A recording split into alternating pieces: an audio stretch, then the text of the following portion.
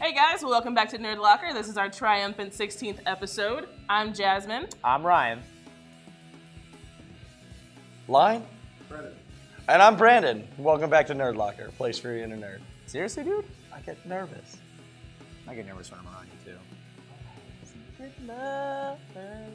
For those of you who don't know, the Star Wars Force Unleashed 2 game recently came out with an add-on to the alternate ending of the game, where you're on Endor in the final movie. A lot of people are up in arms about this because in the game you kill Han Solo, Chewbacca, and Princess Leia.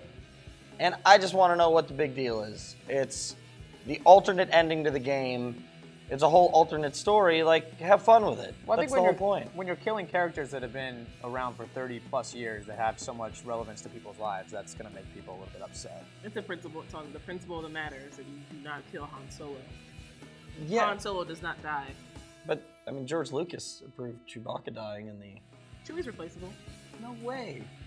I'm just saying, it's an alternate ending, guys. Get over it. It's fun.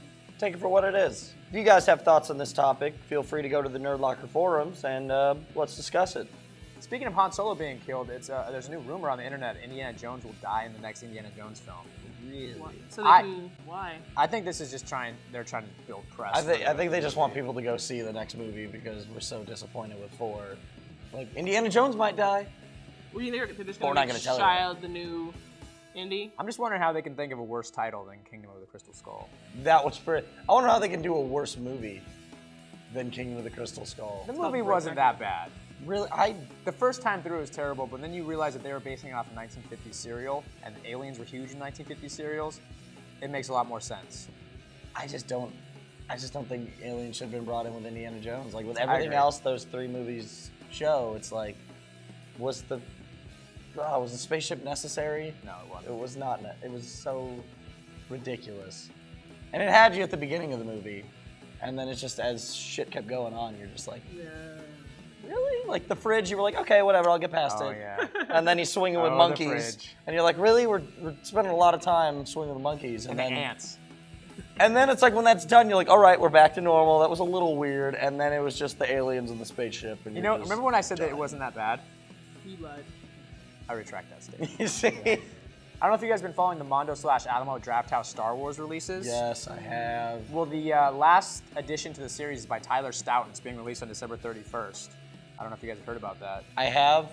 The reason I sound so disappointed is because I can never grab any poster that's on Mondo. I stopped trying. The problem is I keep trying. Like, I'm not ready to give up. I think you'll have a better chance with these ones because there's 3 for the original movies, and they're all out of 850, and then the variants are out of 250. So that's a buttload of ones. I might be able to grab one this time. It's gonna happen for you. I fell in love with the last Return of the Jedi poster by Ollie Moss. Oh my god! Yeah. And I'm never. If anyone has one that they want to bargain with me for, not Jim. Looks like eBay's your best bet now. Dude, I went on eBay and it's terrible. A few months back, David Finch, who is an amazing comic book artist and writer, switched over from Marvel to DC, and he did a huge run of Brightest Day covers, which are gorgeous.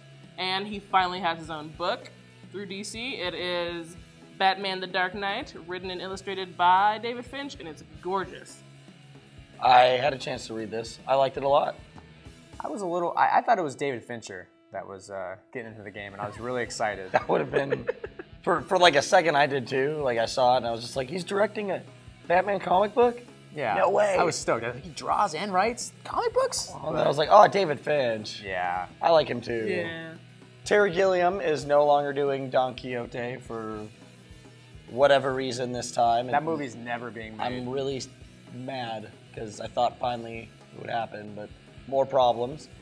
But he's going to be working on a movie called 1884, espionage film set in the year 1884, but it's going to have like more advanced technology than like today's standards. So sounds cool. I love Terry Gilliam. I love just the art in all of his movies. So if he's writing and directing, it's going to be incredible. I wonder if he'll have advanced technology like a DeLorean. That'd be cool. That would be cool. What a be cameo sweet. by Doc Brown. Just, Where am I? it's your kids. Sorry, I'm in the wrong place. Is that Daniel Day-Lewis, or is that? No, it was Doc Brown. Oh, It's all your sounds kids. the same. It's your kids. Say gigawatts. Gigawatts. They have to eat 88 miles an hour. 88 miles an hour. It's a flux capacitor. If there's one company that can make me care about 3D, it's Apple. And it looks like they just put a patent out for a new screen that makes it so you can see 3D images without glasses. That's fantastic. Really? One of my big issues with 3D is that I'm not a contact wearer, so I have to go sit in a theater and wear 2 pairs of glasses, and it's just ridiculously hard to focus. So It almost sounds like that might give me more of a headache though, like because I won't have the glasses, and that's cool. Like I'll consider giving it a shot if Apple does it, but I'm just confused. Like if they release a phone with 3D, like I'll be like, oh, I'm looking at 3D. Shit, I'm looking at 3D. just how real is shit gonna get? It's gonna get more and more real. It's just what is going on right now? Hey, Ryan here with my top choices of 2010. My video game choice was, of course, Halo Reach. It was Bungie's last hurrah in the Halo universe, and there's nothing better than running around as a Spartan trying to save the world again. My favorite comic of the year was actually the series Batman Inc. I wasn't on board for the return of Bruce Wayne. I thought it was kind of cheesy and a little hokey, but then when he came back recruiting new Batman from around the world, I was totally on board for that. My favorite film of 2010 was obviously Inception. Nothing even came close to touching how awesome it was. And Jazz and Brandon are probably going to choose it, but that's only because I planted it in their dreams. Hey guys, Jasmine here with my top video game, movie, and comic book of the year. My top video game of the year, definitely gonna have to be Call of Duty Black Ops. Great shooter, great story, and come on, 5? Nixon shooting zombies? Nothing's better than that. My top comic of the year, solely based on what I sunk the most money into, definitely gonna have to be Blackest Night. Aside from the fact that I love this book, and it was very well written and done, Jeff Johns is a genius. Come on, man. I got like a whole short box at home of just Blackest Night stuff. My top movie of the year, definitely gonna have to be Inception, no question about it. It was amazing. How's it going? Brandon here with my top picks for 2010. My top video game is gonna be Red Dead Redemption. Nothing is cooler than being a cowboy running around the Old West, just shooting whoever you want. And the zombie add-on, Undead Nightmare, blew me away. Awesome. If you haven't played this yet, do yourself a favor and go get it. Top comic this year, I'm actually choosing a writer, and it's Grant Morrison. Everything he's done this year has been incredible, from making Batman Lost in Time or suiting up Dick Grayson to be the new Dark Knight. He's done incredible. I've loved everything he's put out. You need to check out some of his stuff. My top movie of 2010, of course, is going to be Inception. Christopher Nolan's never done a bad film. I love everything he's ever put out, and this movie just delivers from beginning to end. It's incredible.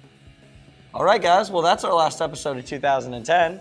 We'll see everyone next year, but until then, be sure to check us out on nerdlocker.com, our Facebook, and our Twitter page. We'll see you guys later. Have a nerdy 2011.